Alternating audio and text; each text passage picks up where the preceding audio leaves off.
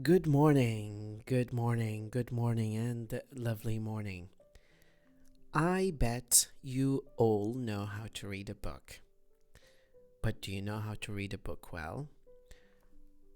By the time you finished reading, probably you will ask yourself, did I accomplish the mission that I have from reading a particular book?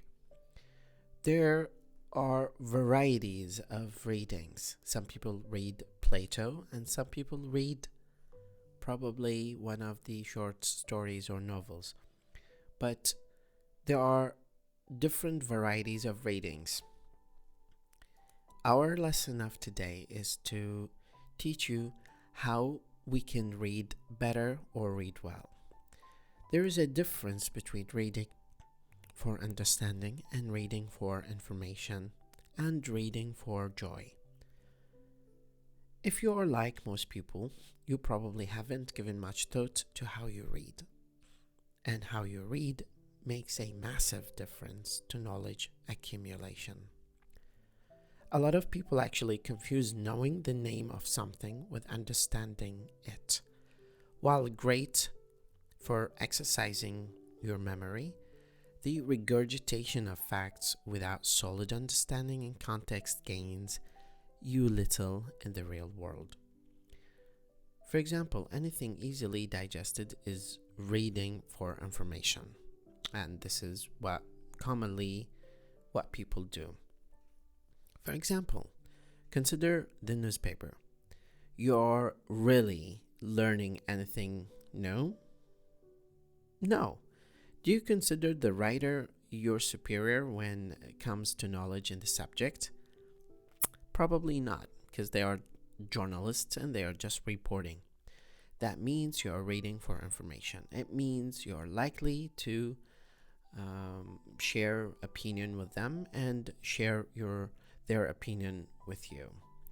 And this is just reading to collect information about something new. This is how most people read. But most people aren't really learning anything new, like specific part of science that will set them apart from the crowd. It is not going to give you an edge and make you better at your job. And this is the difference. You're reading to be better at your job or what you do or the craft or the skill that you have. And it is going to reduce the number of problems that you face.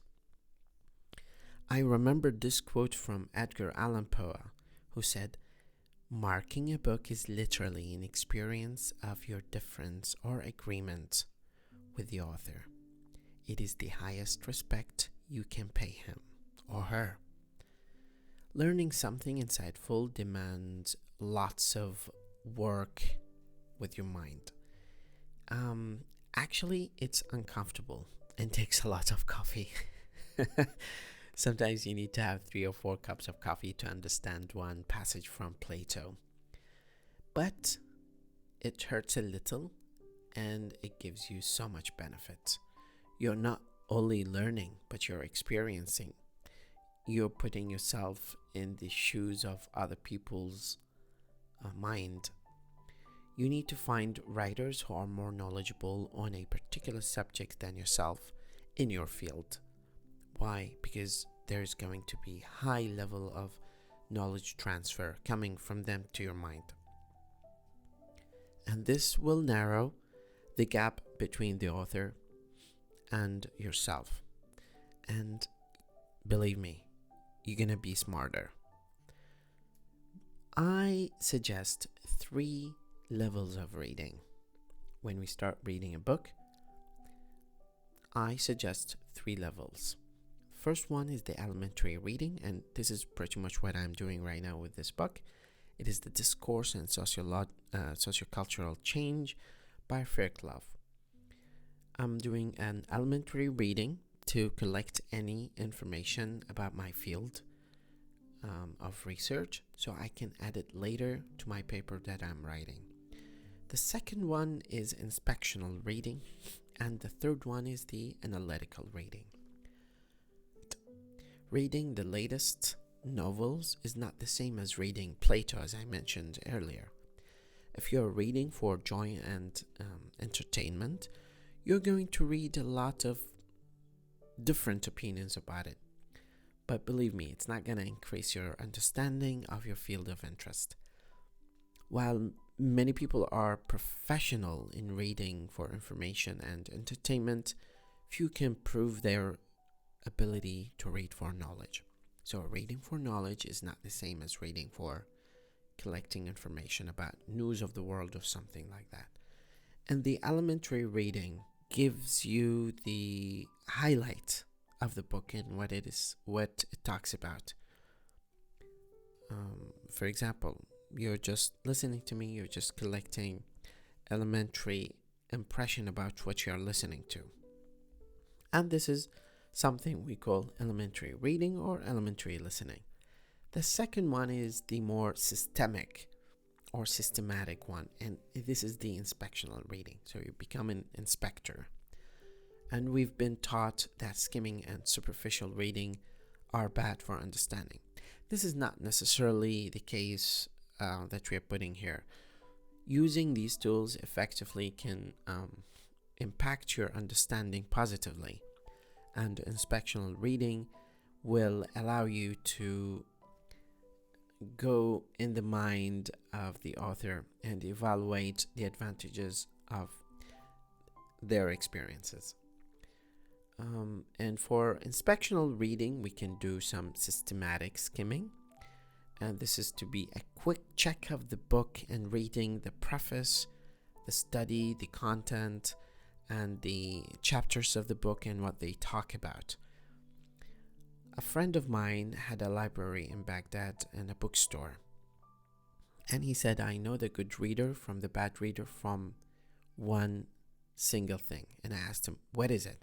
And he said, if they just flip the pages of the book, they are bad readers and they don't know what they are looking for. But if they go to the first page where they read the table of content because they are inspecting about something, I would know that they know what they want and they are looking for a specific kind of information that will increase their knowledge, and those are the good readers. There's also superficial reading, and this is when you read but don't give it that much of argument or a disagreement or agreement with the author. The third one, which is my favorite, is the analytical reading. Francis Bacon once said, some books are to be tasted, others to be swallowed, and some few to be chewed and digested. And what he meant by this is that every book has a level of contemplation, and we should spend a variety of periods with each one of these books depending on the philosophy and depth and width of the information and knowledge they present. There are 4 rules to do analytical reading. First, you need to classify the book according to the kind of subject of the matter and state the whole book is about, and you need to define the problem or problems the author is trying to solve, and probably with your help of reading, and then become the demanding reader to go through the details by asking yourself, what is this book about? What is being said in details and how? Is this book true in whole or in part? And what of it is useful to me? These are the major questions that you need to ask yourself before starting the journey of reading any sort of book that will help you increase your knowledge in your field or your job and will make you a better reader. مدرب اللغة وليد خالد.